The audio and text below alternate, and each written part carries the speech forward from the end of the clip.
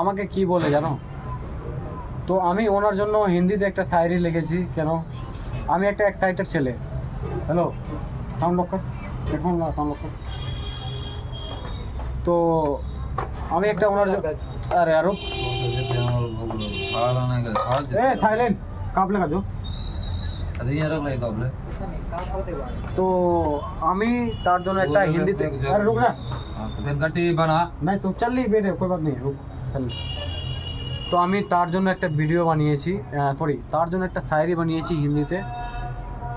তো আমি তার জন্য একটা হিন্দিতে শায়রি বানিয়েছি, তো শুনবেন।